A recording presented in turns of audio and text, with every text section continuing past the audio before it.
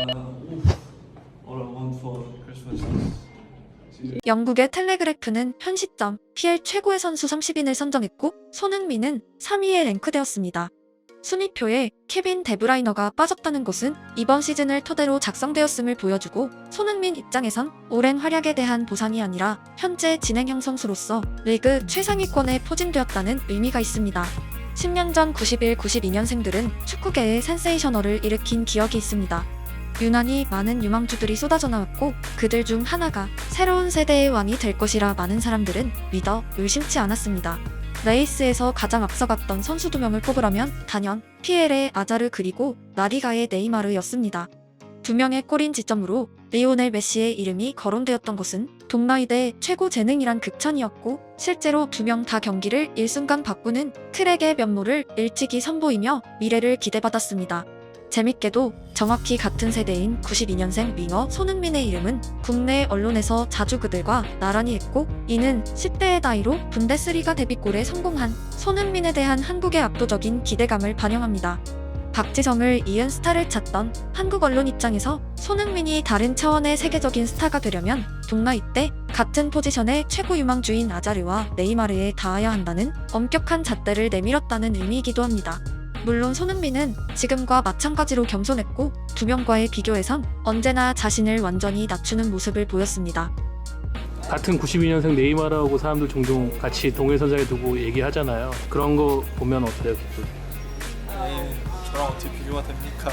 네이마르 선수 뭐 바르셀로나에서 뛰고 있고 그 선수에 대해서도 많이 배우고 있고 같은 또래지만 레버쿠젠 무시하는 거야 지금? 아니 바르셀로나에 비해서 레버쿠젠을 지금 무시하는 게 아니라 나 그거 생각 안 하는데? 근데 우리 저희한테 파리한테 줘. 레버쿠젠 당연히 강팀이죠. 좋은 팀이고 근데 바르셀로나 자부심은 가는데 바르셀로나에 비하면 약하다 이거잖아요. 아직 그 정도의 빅클럽은 아니기 난 때문에 네이마르보다 손흥민 잘하는 거 같아. 갑자기 안 하는 칭찬을 안 뽑을 수가 없죠. 저는 근데 진짜 일단 메시 또 그분을 제외하고 그 둘을 빼고 저는 진짜 한 명 있어요. 아자르 첼시 시절 때. 와 진짜 그 선수를 보면 약간 어떡하지? 약간 이 생각이 가장 먼저 나왔던 것 같아요. 진짜 깜짝 놀랐어요 진짜. 시간이 흐르고 91, 92년생 슈퍼스타들은 세월의 직격탄을 맞으며 은퇴하기 시작했습니다. 특히 아자르의 은퇴는 한 세대의 끝을 알리는 아련한 뉴스였습니다. 세계 최고를 기대받던 선수는 레알에서 잃어버린 4년을 보내며 결국 리오넬 메시의 근처에도 닿지 못했습니다. 네이마르는 10년간 몇 번의 부상을 당했는지 이제 정확히 수치화한 언론을 찾기 힘들 정도이고 현재는 사우디 리그에 있습니다. 그의 경력을 실패로 규정하긴 무리가 있고 현 시점에도 여전히 세계적인 기량을 갖추고 있습니다.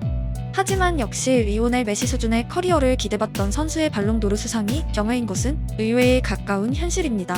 그의 국적이 브라질인 것까지 고려하면 유망주 시절의 압도적인 기대감에 비해선 분명 아쉬운 현역 생활을 보냈고 개인적으로는 사우디 이적이 일렀다고 생각합니다. 가장 반전이 있다면 10년의 시간이 흘렀지만 지난 시즌 발롱도르의 주인공이 또다시 리오넬 메시라는 것입니다. 메시는 유망주 시절에도 전성기에도 심지어 황혼기에도 발롱도르를 차지하며 여러 세대와의 경쟁에서 승리하는 영원히 기억될 20년을 보냈습니다.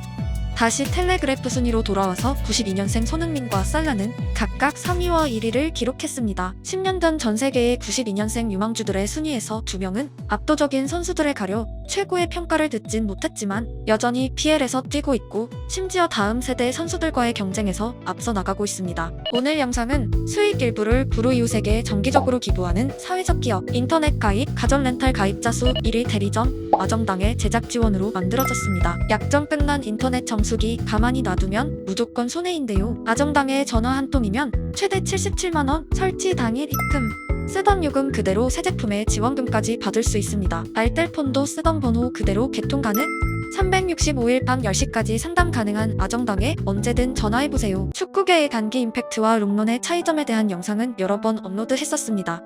92년생 레이스에서 중간 정도에 위치했던 2명이 최고를 향한 추격전은 오랜 시간 지속되었고 공동 득점왕을 수상한 시즌에 클라이막스에 이르더니 2023년에도 여전히 진행되고 있습니다.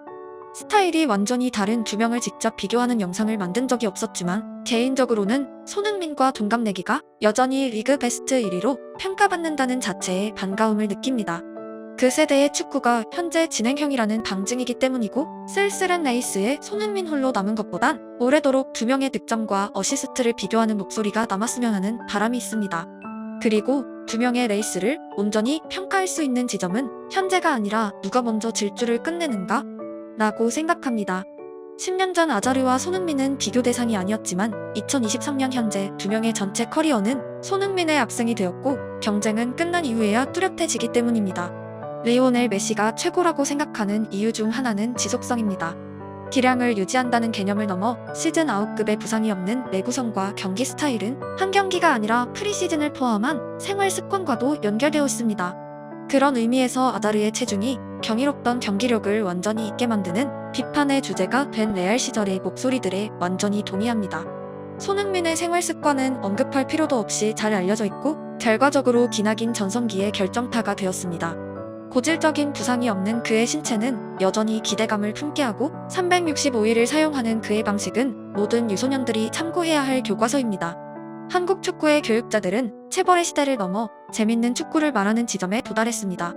차돌이, 김원중이 포함된 젊은 지도자들을 필두로 한국 축구는 격변기에 있습니다. 재밌는 축구, 다음에 화두는 바로 오래 하는 축구입니다. 기량이 달리고 부상을 안은 채로 투지만을 외치는 축구는 호진 축구입니다.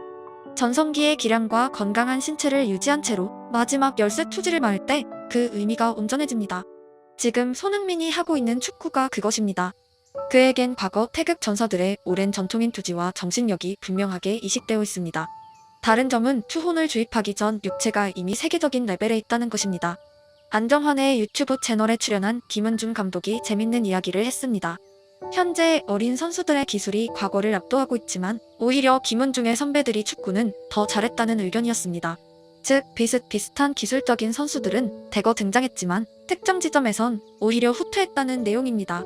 완전히 동의하는 이유는 특정 연령별 대표팀의 경기에선 마치 남미 선수 같은 드리블을 하는 한국 선수들이 즐비하지만 과거 한국 축구의 장점이 사라진 경우가 자주 보이기 때문입니다. 기술과 투혼은 절대 반대말이 아니고 동시에 작용할 수 있습니다.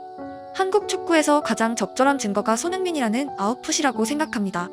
그런 의미에서 손흥민 주장에게 축구팬으로서 바라는 가장 큰 희망은 오래도록 뛰는 것입니다. 92년생과의 경쟁을 넘어 2000년 대생들이 대거 포함될 새로운 대표팀에서도 여전히 역할하며 한국 축구의 진화 버전을 가능한 오래도록 보여주길 응원합니다. 다른 포지션에서 이강인, 김민재가 빛나고 있지만 한국 축구의 제2의 손흥민은 아직 없다고 생각합니다.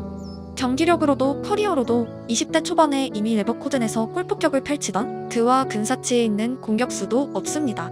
제1의 손흥민은 여전히 한국의 주포이고 오늘 에버튼전도 다가올 아시안컵도 상대가 막아야 할 곳은 손흥민의 이름이 아니라 현재 진행형의 기량입니다.